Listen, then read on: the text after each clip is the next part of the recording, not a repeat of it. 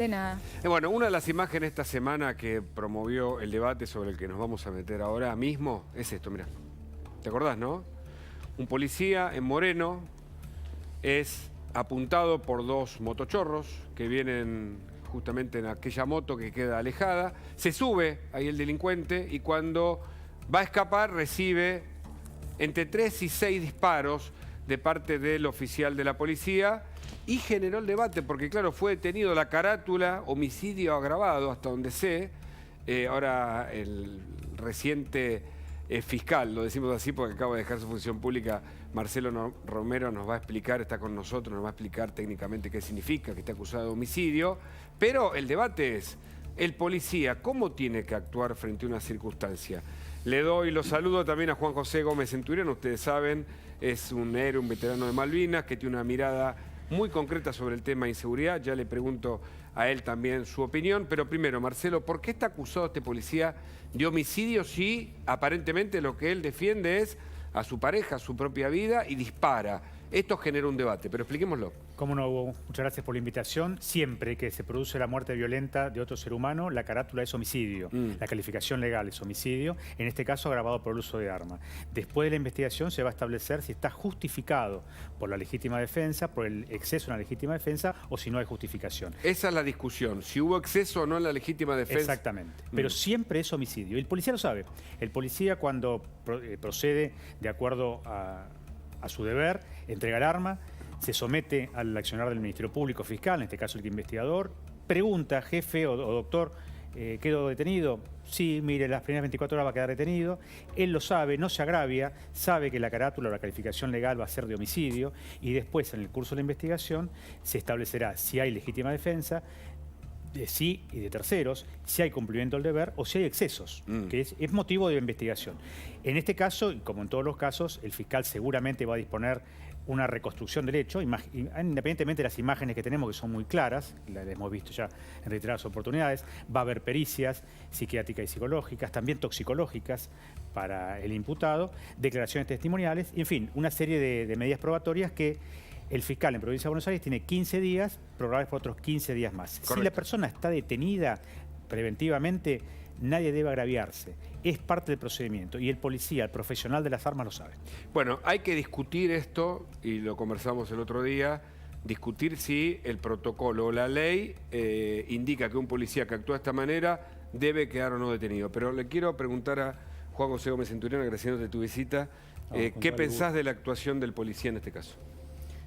Ahí lo que tenés es a las 8:30 de la noche, en la Reja Moreno, sí, en un conurbano que es un poquito menos de lo que acabamos de ver en Croacia, de las imágenes de Croacia, ¿no? Que va con su novia en una moto, vienen dos tipos armados y lo amenazan. Ahí hay un contexto y hay una situación que no es sencilla, no es lo mismo que estemos discutiendo en esta mesa. Y el hombre se lo ve claramente que reacciona. Reaccionó bien, reaccionó mal, lo dirá el juez, si aplica la ley o no aplica la ley. Lo que digo es si hay duda, y la duda siempre beneficia al reo. Y en este caso, esto es de mi parte, si es un policía que está todos los días expuesto en la calle, en beneficio de los ciudadanos, exponiendo su vida, mucho más le beneficia la duda. Pone en juego el rol de las fuerzas de seguridad y la propia ley, que como bien señalas como fiscal, recientemente, ¿qué decimos? ¿Jubilado? Retirado. Retirado. Sí. Conoces muy bien. Sí. Pero en el marco de una inseguridad que nadie puede frenar, ¿tenemos que discutir qué tipo de norma tiene que tener una fuerza de seguridad en la calle? Porque pareciera, y ahora se lo quiero preguntar también a Centurión, pareciera como que hay distintos derechos y obligaciones. Por ahora, esto hace que el policía quede detenido, pero ¿es correcto? Y desigualdades. ¿Desigualdades? Desigualdades ante la ley. Antes de modificar leyes, que hay que modificar y que hay que revisar, permanentemente hay que revisar las leyes porque deben adaptarse a la realidad de todos los días, cambiante. Pensá que el Código Penal es de 1921. El Código Procesal no es tan viejo, pero también tiene sus años. Permanentemente hay que revisar las leyes y para eso están nuestros legisladores. Ahora, algo que hay que revisar es que durante 40 años, los últimos 40 años de nuestra historia, se ha destruido el concepto de autoridad. No solamente el de autoridad policial, sino el concepto de autoridad filosóficamente hablando. ¿Coincidís con esta idea? Absolutamente, comparto. Detrás de un modelo que se dice garantista, que en realidad es abolicionista del concepto de Estado. Han destruido el concepto de la autoridad en la calle. El policía siempre está en desventaja. Es rarísimo que un policía quiera usar el arma por el engorro. Acá porque era un tema personal, pero cuando esto le pasa a un vecino, el policía duda en usar el arma porque sabe lo que le viene detrás de usar el arma. En cualquier lugar del mundo, Hugo, un policía viene a verte una norma de tránsito y por protocolo viene con el arma empuñada en su funda. ¿Y eso ha bajado la tasa de criminalidad en otros lugares? Que vos sos un experto en estos temas, por eso te consulto. Sí, claro, lo que ha levantado es el nivel de autoridad y el nivel... A ver, el primer nivel que es preventivo para el ciudadano es que la policía ejerza un nivel de autoridad que sea realmente intimidatorio de cualquier acción propiciante un delito. Entonces, un policía que viene con el arma, con la mano en el arma, enfundada, le está diciendo, señor, no haga ningún movimiento sospechoso. Y esta autoridad es lo que previene una cantidad de delitos, no lo que genera delitos.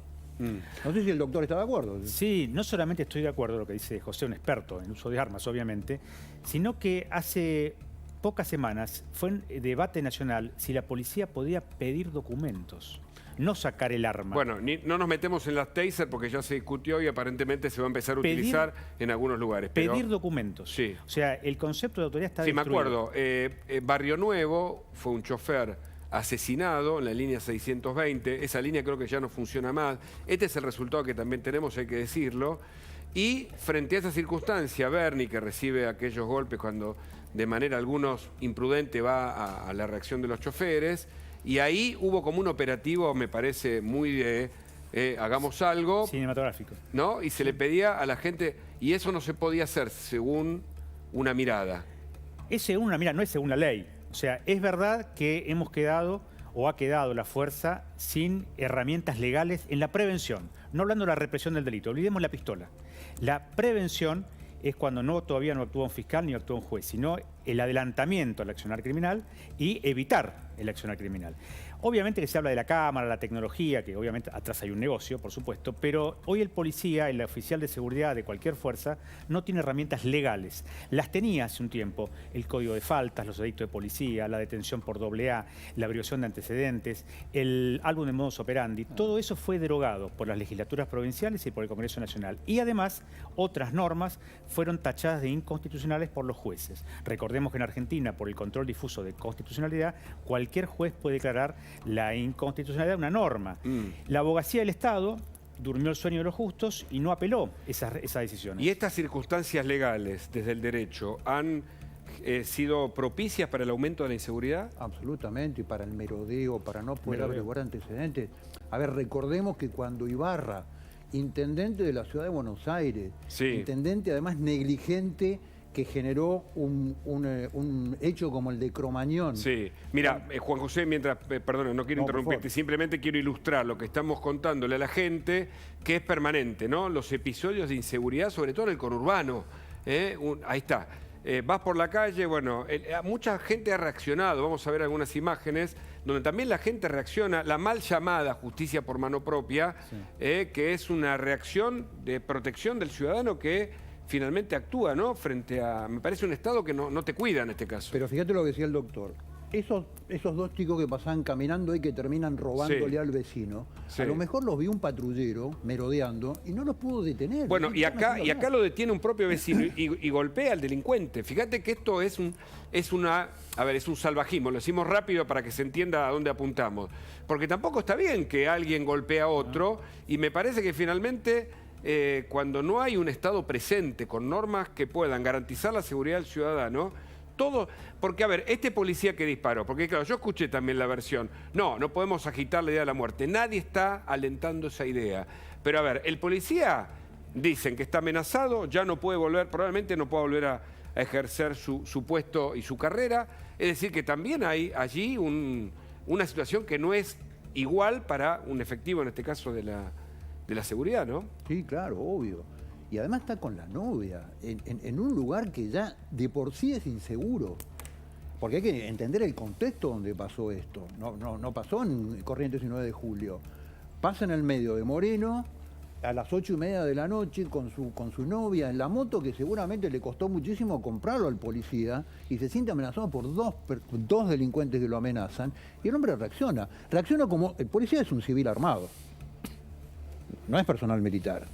Reacciona en un sentido de autodefensa a un ciudadano que tiene autorizada la aportación del arma por la policía, digamos, y reacciona. Eso es importante, la diferencia entre un militar y un policía. A ver. Perdóneme, Por favor, adelante, doctor. No voy a darle clase a usted, pero el militar se forma para matar en la guerra. Correcto. No se forma para meter preso al enemigo. El policía se forma para meter preso al enemigo y eventualmente, ante un intercambio de disparos o una situación de peligro, utiliza su arma en defensa propia y de la comunidad. Los policías no son militares, los militares no son policías. Pese a que algunos dicen que la presencia de las fuerzas de seguridad federales, por ejemplo la Gendarmería, intimida como el ejército, pero no es el ejército, ni debe serlo. ¿Es un problema cultural a esta altura? Se lo pregunto a un... No, es un problema ideológico. Hace 40 años que se insufla en la República Argentina el abolicionismo penal, no solamente en la Facultad de Derecho, sino en los... El abolicionismo, a ver si ustedes me lo explican que son expertos. El abolicionismo, yo por lo que tengo entendido, hay un mínimo y un máximo de pena en un delito, y se aplica siempre el mínimo. No, ¿no? Peor. El abolicionismo quiere destruir el sistema penal. Claro. Los jueces son agnósticos de la pena. Quiere denostar la pena. Y no hay... Perdón, doctor, discúlpeme, Sí, usted lo explica mucho mejor, conversar. pero es imposible que vos pienses formar una comunidad en pasar en el semáforo, en parar en el semáforo en rojo, si no hay multa. Si no hay multa, ¿vos pararías? Bueno, es que se Esta es la supone que pregunta uno del tiene una millón. educación, ¿no? Ahí está la clave. El derecho, perdóneme, Por favor, el adelante, usted derecho, sabe más. no el derecho penal, el derecho en general es norma y sanción. Perdón, yo pongo un ejemplo, ustedes dirán, qué sé yo, me dirán si... En Estados Unidos no hay semáforo, entonces hay stop. Y todos paran. Y Igual si no hay parar. 3 personas que llegan al stop, que no hay semáforo, hay una norma establecida que es el primero que llegó es el primero que pasa. El segundo que llegó y no se producen choques. Perdón, pero a las 12 de la noche, sin tránsito, si vos no respetás el stop, perdés el carnet. Este es el tema. Ahora, la progresía que visita Nueva York, la progresía nuestra, no se queja de esto, ¿eh? Y respeta la línea amarilla en los aeropuertos y frente a los oficiales de aduanas que son bastante malhumorados, agachan la cabeza y dicen yes. Claro. O sea que ese progresismo intelectual que tenemos de los años 80, no es de ahora, es injusto adjudicárselo al actual gobierno. Esto viene desde hace 40 años. ¿Por qué? Porque usted relacionó el abolicionismo, o vos relacionaste el abolicionismo con el kirchnerismo. ¿Hay vinculación entre...? Hay vinculación porque ahora lo elevaron a la enésima potencia y pusieron a Zaffaroni como el gurú del derecho penal. Pero esto viene hace 40 años, se viene insuflando en la Facultad de Derecho. Cuando estudiábamos en los 80, ya se decía en las cátedras abolicionistas, que eran minoría, ahora son mayoría, que el delincuente era en realidad la víctima del sistema capitalista neoliberal que lo excluyó, quitándole oportunidades y que ahora lo selecciona para prisionizarlo. Me lo aprendí de memoria. ¿Es así? Absolutamente, el doctor lo dice en forma muy clara. Pero ¿y por qué? ¿Por qué llegamos a esta instancia? Porque se supone que, a ver, digamos, alguien que está en el extremo de la sociedad, marginado, es el resultado de una sociedad que lo expulsa. Pero eso no tiene que ver con el delito necesariamente.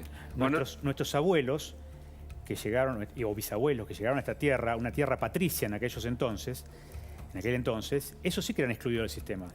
Y a muchos de ellos eran analfabetos sin un peso en el bolsillo. Sin embargo, vinieron a laburar de sol a sol y a transmitirnos sus valores, no a transmitirnos el robo. O sea que eso es mentira. Pero esto no solamente es lo que refiere el doctor con mucha claridad, el modelo ideológico del abolicionismo, no solamente se aplica al delito y al derecho penal. Mirá las fronteras, mirá el concepto del Estado, mirá el concepto del territorio. Bueno, el narcotráfico pisa cada vez más fuerte. La inmigración masiva, Hugo. Nosotros no tenemos fronteras. Acá viene el que quiere, dice, ¿dónde nos vamos? Voy a Argentina. Cruza la frontera, viene, se establece en el conurbano, toma tierra, saca documento, después le tenés que dar un plan, tenés que atender a los hijos, tiene todos los mismos derechos que un ciudadano argentino. Ahora, cuando, con José a vos te habrá pasado, cuando dicen, pero la derecha, no sé qué, la derecha es represiva, ¿qué respondes? La autoridad del Estado es una cuestión de sentido común que es el fundamento del Estado. El fundamento del Estado es el monopolio del ejercicio de la fuerza. Ese es el fundamento básico. ¿Y vos decís que eso se desarticuló? Anda a Cuba a hacer lo mismo que haces acá. O a Corea del Norte. O a Corea del Norte. Anda a China, el país comunista por excelencia hoy en la Tierra. Anda a cortar el tránsito. Anda a robarle a una persona en la calle. El orden público, el orden que deviene de las leyes en la función del Estado, es un modelo de sentido común que funciona en Suecia, en Dinamarca, en cualquier lugar del mundo. Los países socialistas también funciona. Crucemos la cordillera. El gobierno comunista actual de Chile, no toques a un carabinero. Comunista porque Boric militó en el Partido Comunista. Está Claro. bien, igual como síntesis vale para la Pero no conversación. toques a un carabinero. La presidenta Bachelet, socialista, en un homenaje a un carabinero que había sido muerto en un hecho común, con funerales de Estado, con los honores de Estado, y dijo, salió en primera plana del Mercurio, el que agrede a un carabinero es enemigo de Bueno, Chile. ese es el otro tema, el tema de la tierra. Juan José, vos lo conoces bien, porque hoy vi una publicación de una entrega de tierras a un sector de estos encapuchados pseudo mapuches que conocemos muy bien. Detrás de ello se agitan banderas, por ejemplo, de abogados vinculados con montoneros. Es decir, todo el tiempo estamos volviendo a esta... ¿Dónde era la entrega de tierra? ¿Dónde? En tierra del Estado. Son pseudo mapuches, amigos ideológicamente del poder, sustentado por todo el modelo de los ex montoneros que se fue de vacaciones a Bariloche, se fue a vivir a Bariloche, que le entrega tierra. Es decir, ya la política argentina ha cooptado este modelo de la guerra indigenista, digamos, y lo ha tomado para sus propios pares. Yo he estado en la toma de Buenuleo en Bariloche hace 6, 7 meses, y los pobladores de origen mapuche que les han tomado la tierra, lo que te cuentan es que son personas de La Matanza, de Avellaneda, del Chaco, paraguayos, bolivianos. Es un modelo político. El abolicionismo ha mutado a un punitivismo selectivo. ¿Por qué? Porque el abolicionismo total le dejaba sin argumentos a la izquierda de muchos de sus hashtags, ¿no? Juicio, castigo a los culpables, etc. Por ejemplo, hay delitos que son políticamente incorrectos. El terrorismo mapuche es uno de ellos. La usurpación de propiedad. Son delitos que no están en el Código Penal. En algún momento se llegó a discutir el tema desde el punto de vista ideológico, pienso, el tema de la propiedad privada, porque se hablaba incluso de un impuesto a quienes tenían departamentos y no los ponían a alquilar, por ejemplo. Hoy la usurpación de propiedad, un fiscal de la provincia de Buenos Aires, para lograr el desalojo, que lo tiene que pedir a un juez de garantías, tiene que sortear innumerables valladares no ideológicos, no políticos, no de la prensa, sino del propio Poder Judicial. Un montón de resoluciones de la Suprema Corte y de la Procuración General que le impide al fiscal solicitarle al juez de garantías el desalojo. ¿Es una batalla cultural? Sí, claro. Sí, Sí, sin duda. absolutamente. Y ahora que algunos dicen ciertos sectores más liberales, entre ellos vos te proponés, ¿no es cierto? Contanos desde qué lugar y qué proponés en estos temas, por ejemplo, a tus seguidores, aprovechando tu visita. Bueno, sí, nosotros estamos cerrando todo el sistema de negociación para volver a presentar una candidatura. Nosotros lo que decimos es que Argentina debe volver a un modelo de sentido común en el cumplimiento de la ley. Es la única forma de convivencia. La única forma de ¿No se cumple la ley en la Argentina? No se cumple la ley, decime que ley se cumple ninguna. Seguimos haciendo leyes sobre leyes sobre leyes para no cumplir las leyes. Es una cosa tremenda. Además, como dice el doctor, con mucho sentido común y mucho criterio, la aplicación selectiva del derecho, porque la propiedad privada es revisable si es tuya. Ahora, no si es de lo político, no si eres un amigo del poder. Es un modelo de aplicación selectiva del derecho. Cuando viste la celebración del 25 de mayo, pero en términos kirchneristas, porque no se habló del 25 de mayo de 1810, vos como un hombre, bueno, que sos condecorado como héroe y veterano de Malvinas en la guerra de 1982. ¿Qué te pasa? Y a mí me da mucho dolor que una fiesta patria se usurpe de esa forma, ¿no? De los que estaban en el palco, creo que conté 2 o 3 que tenían una escarapela puesta el 25 de mayo. Pero también decía Hegel que todos los hechos de la historia se repiten, ¿no? En ese modelo de determinismo hegeliano que uno puede estar de acuerdo o no. Pero decía, primero se dan como una tragedia y después se dan como una farsa. Y lo que vimos el 25 de mayo, este último 25 de mayo, fue una farsa de lo que hemos visto, por ejemplo, el 25 de mayo del 73. Y digamos, cuando ¿no? Cristina Fernández dice que el próximo candidato a presidente tiene que ser hijo de la generación diezmada. Bueno, forma parte de un modelo ideológico. Forma parte que son los hijos, lamentablemente, de gente que murió en una batalla que decidieron ellos.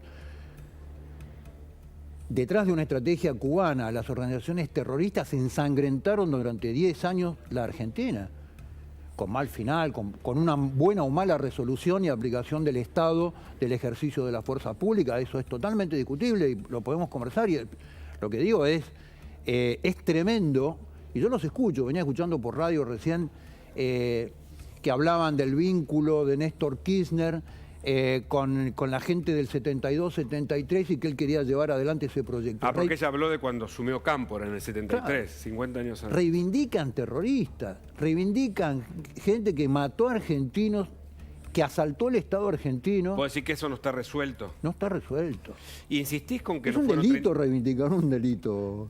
Por supuesto, claro. Hubo terrorismo de Estado, pero hubo terrorismo subversivo también. En eso, eso es lo que decís vos. Obvio. Cuando seguís ratificando la idea de los no 30.000 desaparecidos, que no hubo 30.000 desaparecidos. Pero no lo digo yo, lo dice Cristina en su último decreto en el año 2015, 2014, 2015, que son 7.600 y pico. Es un hecho histórico. Es como negar la ley de la gravedad, digamos. Después podemos analizar esos 7.800 y pico, si estuvieron bien, si estuvieron mal, en qué circunstancias fueron, pero seguir diciendo que son 30.000 desaparecidos es un relato que no le hace bien a la Argentina. La única salida que tiene la Argentina en su futuro es la verdad. De los hechos dolorosos, las naciones con una guerra civil encubierta como pasó, los pueblos salen con la verdad histórica, historiografía, datos, historia, no con relatos. Sí. No, quería tomar una frase de Gómez Centurión, farsa, haciendo referencia a Hegel, y lo que estamos viendo es una farsa, es un manicomio cielo abierto. Recién estabas entrevistando a un piloto experimentado. Sí. En cualquier país serio del mundo, lo que sucedió con el ARJ-01, el nuevo avión presidencial... Sí, esa maniobra temeraria, él dijo. Temeraria, lo dicen todos los pilotos, yo no soy piloto, pero todos los pilotos lo han dicho, sería un escándalo nacional, con expulsión, por supuesto, de la plantilla gubernamental de esos comandantes, y hasta de los... No sé si no habría que investigar también a los controladores, no sé realmente cómo es el protocolo en ese caso, pero acá fue hasta un acto cómico. Lo tomaron a la broma. Cuando en esa cabecera de la pista, yo hice el servicio militar en Aeroparque, en esa cabecera sur, tuvimos hace unos años la tragedia del APA, que nunca nos vamos a olvidar aquellos que vimos las imágenes por televisión y muchísimo menos de aquellos que fueron testigos. Todo es una farsa. Es un manicomio a cielo abierto. No solamente no se respeta el orden constitucional, el orden legal, el orden convivencial. Cualquiera hace lo que quiere, para no decir una grosería en televisión, y no pasa absolutamente nada. Vos vas a ser... ¿Te propones para ser funcionario público? Sí. ¿Legislador? Sí, si existe la posibilidad, sí. Si está la posibilidad. Sí. ¿Vas a presentar algún proyecto para solucionar la inseguridad? ¿Y cuál sería la esencia para contar a la gente? Hay que empezar por el final, en mi opinión, que es la cárcel. O sea, si no nos sirve no sirve la inteligencia criminal, no sirve la investigación, no sirve el juzgamiento, si la cárcel es lo que es actualmente. Hay que empezar por las cárceles argentinas. El preso debe trabajar, no que puede trabajar, debe trabajar y se le tiene que pagar su peculio, por supuesto, su retribución. ¿Pero eso no está establecido por ley ya? ¿No hay una ley que dice que el preso recibe...? Puede trabajar, y trabaja el que quiere. Y se le paga el que trabaja. ¿Vos decís que sea obligatorio eso? Sí, toda persona privada de su libertad debe trabajar. Para que no sea un costo para el Estado. No por eso, sino porque en la cárcel no puede haber ocio negativo. No para que se paguen su estadía. Para que no se escuele el crimen. Para que no se escuele el crimen, para que no estén violando al compañero, fabricando facas. ¿Lo que hace Bukele? No estoy de acuerdo. O sea, no estoy de acuerdo en la tortura, no estoy de acuerdo en los malos tratos, nuestra Constitución lo prohíbe y el Pacto San José de Costa Rica también. No estoy de acuerdo en el mal trato. Trabajo en la cárcel. Trabajo, estudio, aprender un oficio, enseñar un oficio, hacer un deporte o enseñar un deporte. ¿Y en las calles? En las calles ahora vamos al otro extremo, la prevención necesita herramientas legales. Tiene que volver algún tipo de herramienta para el policía, para que pueda, por ejemplo, como decía José, el merodeo. Hoy tenés una persona en la calle dando vueltas y no le pueden preguntar qué está haciendo. No, la gente le dice, no me toque a un policía. Y al policía lo empujan, lo escupen, lo patean. No me toque, se le dice. En algunas comisarías del conurbano hay un panfleto del propio municipio que dice, si te piden el documento, consultá tal oficina de derechos humanos. O sea, desde el propio Estado, pues el Estado municipal es el primer contacto del individuo con el sistema estatal, se está diciendo cómo tiene que hacer para atacar el accionar policial. Si te toca ser presidente, ¿cómo solucionar la inseguridad?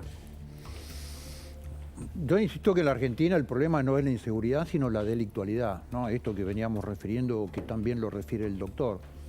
Y la delictualidad tiene una cabeza que se llama crimen organizado. Esto es de arriba para abajo, no de abajo para arriba. Muchos de los chicos que vemos cometiendo delitos tienen vía libre dada por la política a la policía porque son parte del sistema de distribución de narcotráfico en todos los conurbanos de las ciudades más importantes. Mendoza, Córdoba, Rosario, obviamente, y Buenos Aires. Entonces, el delito organizado hoy se enfrenta con un Estado absolutamente desorganizado. Desde el Estado nacional al Estado provincial. Es un desastre.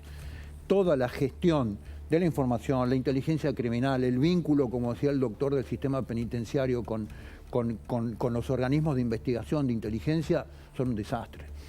Pero que no es casual. O sea, es imposible que esté establecido en la Argentina el nivel del narcotráfico con zonas tomadas, fronterizas, de lugares poblados como son los conurbanos, sin la complicidad de la política. Si la política acá es el gran cartel del narcotráfico. ¿Para tanto? Obvio, es imposible. ¿Vos decís que la política y el narcotráfico están emparentados? Obvio. ¿O el gobierno directamente? Distintos gobiernos, y los gobiernos en forma sucesiva con distintos... ¿Son parte del crimen organizado? Son parte de la complicidad con el crimen organizado. Si no, esto sería imposible. A ver, fíjate cómo fue el proceso, el desarrollo del desembarco del narcotráfico en la Argentina, y te vas a dar cuenta, Argentina no produce hoja de coca, ni por altitud ni por latitud. Recién mostramos 13 kilos que traía uno en bobinas de motos, ¿no?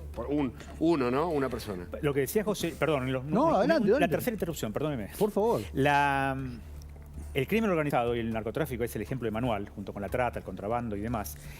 No se lo puede atacar con improvisación, porque justamente es una industria criminal. Además de la compraventa del tóxico, hay logística, hay sostén operativo, hay abogados, contadores, una cantidad obscena de dinero en efectivo para corromper lo que sea. No solamente al efectivo de Gendarmería, Prefectura, de Policía Aeronáutica, al Policía Provincial, al juez o al fiscal o a quien sea, porque hay muchísimo dinero. Y el que no se deja corromper le matan un hijo. O sea, es una estructura criminal como se ve en las películas. Es un Estado adentro del Estado. Y ya estamos en la segunda generación. Al principio la política era socia. Por eso dice el presidente de la Corte Suprema, Horacio Rosati, dice, el gran problema es ese, ¿no? Hoy son empleados, ya no son socios. Preocupante, ¿eh? Muchas gracias Marcelo Romero, Juan José Gómez Centurión por la visita. Economía con Julieta Rumi. Bueno, esta semana tuvimos la noticia